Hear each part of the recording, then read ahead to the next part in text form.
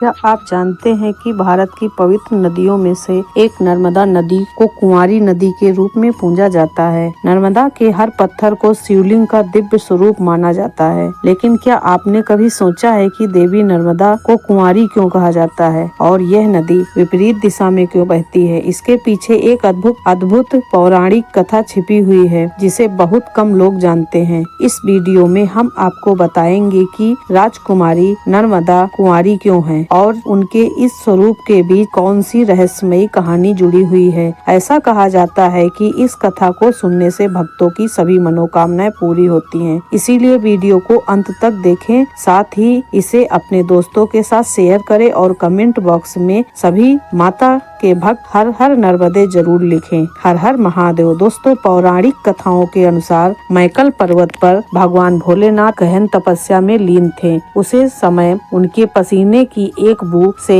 एक अद्भुत रूपवती कन्या का जन्म हुआ। भोलेनाथ को तपस्या में मग्न देखकर वह कन्या भी उनके समक्ष बैठकर तपस्या करने लगी। जब महादेव की तपस्या पूरी हुई और उनका ध्यान टूटा तो उन्होंने अपने सामने उस कन्या को तपस्या करते हुए देखा। इस दृश्य ने महादेव के हृदय को प्रसन्नता से भर दिया। भगवान भोलेनाथ ने प्रसन्न होकर उस कन्या का तुरंत नामकरण किया और कहा, हे पुत्री, आज से तुम नर्मदा के नाम से विख्यात होगी, जिसका अर्थ है सभी को सुख देने वाली। तुम्हारी तपस्या ने तुझे अत्यंत संतुष्ट किया है, इसीलिए मैं तुम्हें अमृता का वरदान देता हूँ। संसार में चाहे कोई भी प्रलय क्यों न आए, तुम्हारा कभी नाश नहीं होगा। तुम्हारा नाम सदैव एक पाप नाशिनी नदी के रूप में लिया जाएगा। तुम्हारे तट पर मिलने वाला पत्थर, उसे नर्मदेश्वर शिवलिंग कहा जाएगा। वो बिना प्राण प्रतिष्ठा के भी पूजनीय होगा। तुम्हारे तटों पर शिव, पार्वती और सभी देवताओं का वास होगा। इसके साथ ही तुम संसार की ऐसी एकमात्र नदी होगी जिसकी परिक्रमा करने का विशेष महत्व होगा। मगरमच्छ, जिसे जल का सबसे शक्तिशाली जीव माना जाता है, वो तुम्हारी सवारी होगा। दोस्तों, जिस पर्वत पर भगवान भोलेनाथ ने माता नर्मदा का अवतरण किया, वो मैखुरी व अवस्था में राजा मैखुरी नर्मदा के लिए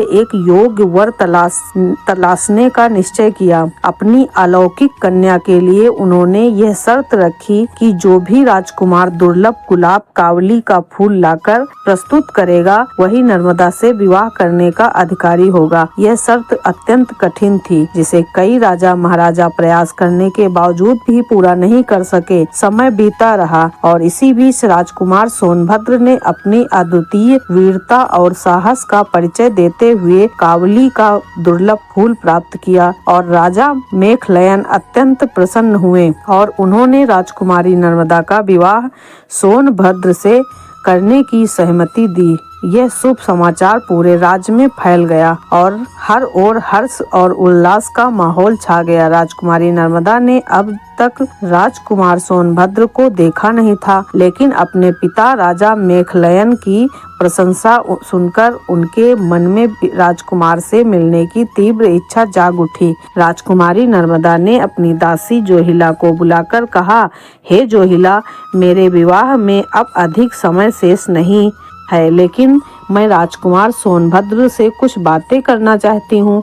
मेरा संदेश उन्हें पहुँचाना आवश्यक है और मेरी आज्ञा की तुम यह संदेश लेकर उनके पास जाओ। जोहिला ने राजकुमारी से निवेदन किया, यह एक पावन अवसर है, लेकिन मेरे पास ऐसे उपयुक्त वस्त्र और आभूषण नहीं हैं जिनके साथ मैं राजकुमार के सामने जा सकूं। मैं आपसे अनुरोध करती हूं कि कृपया मुझे अपने वस्त्र और आभूषण प्रदान करें ताकि मैं सम्मान पूर्वक आपका संदेश उन तक पहुंचा सकूं। राजकुमारी नर्मदा ने अपनी दासी की यह प्रार्थना स्वीकार कर ली और अपने वस्त्र व आभूषण देकर जोहिला को राजकुमार सोनभद्र के पास अपना संदेश पहुंचाने के लिए विदा किया। जोहिला जब राजकुमारी नर्मदा का संदेश लेकर राजकुमार सोनभद्र के पास पहुंची तो राजकुमार के रूप और वैभव को देखते ही उसकी सुध बुध खो गई। राजसी आभूषणों से सजी जोहिला राजकुमार के सामने स्वयं को माता नर्मदा के रूप में प्रस्तुत कर बैठी। राजसी वस्त्रों और आभूषणों से सजी इस कन्या को देखकर राजकुमार सोनभद्र भी जोहिला को राजकुमारी नर्मदा मानने की भूल कर बैठे। उन्होंने जोहिला को नर्मदा समझते हुए अपना प्रेम प्रस्ताव उसके समक्ष रख दिया। जोहिला ने राजकुमार का प्रेम प्रस्ताव बिना किसी संकोच के स्वीकार कर लिया। इस बीच जोहिला को गए हुए काफी समय बीत चुका था और माता नर्मदा का धैर्य जवाब देने लगा। उनके मन में चिंता और उत्सुकता बढ़ गई।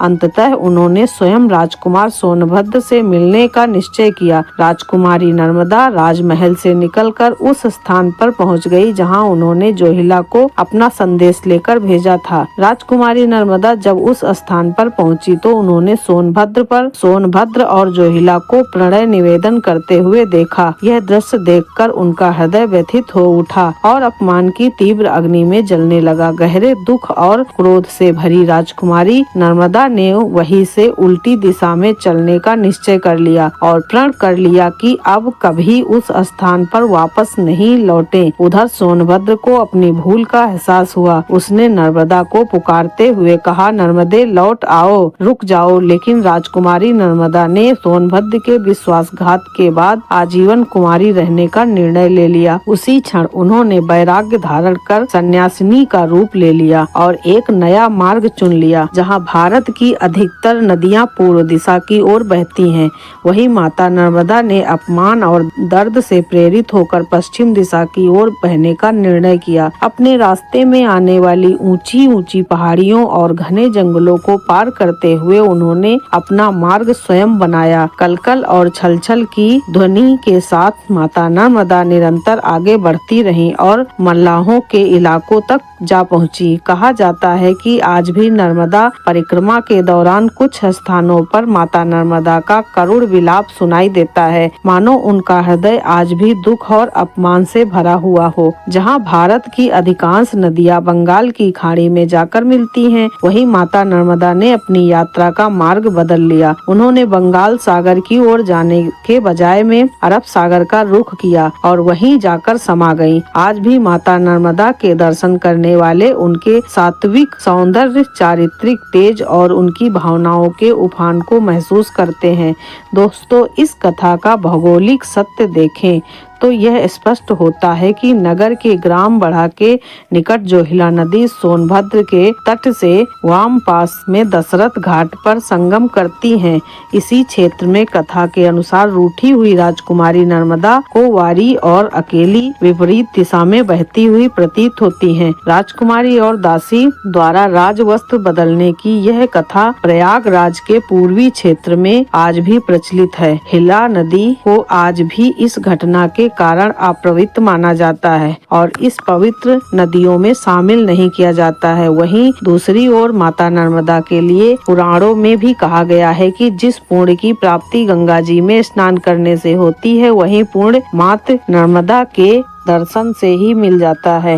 एक और कथा के अनुसार एक बार माता गंगा भगवान शिव के पास पहुंची और उनके व्यथित होकर कहा, हे प्रभु, पृथ्वी लोक में इतने पापी हैं कि उनके स्नान करने से मेरा जल दूषित हो गया। अब मैं क्या करूं? भगवान भोलेनाथ ने मुस्कुराते हुए माता गंगा से कहा, देवी, आप नर्मदा मैया के पवित्र जल में स्नान कीजिए। उनके पावन स्पर्श से आपके सभी कष्ट तुरंत ही दूर हो जाएंगे। तभी से यह परंपरा बनी है कि ग्रहों के विशेष योग पर माता गंगा स्वयं नर्मदा मैया के पावन तट पर स्नान करने के लिए आती हैं।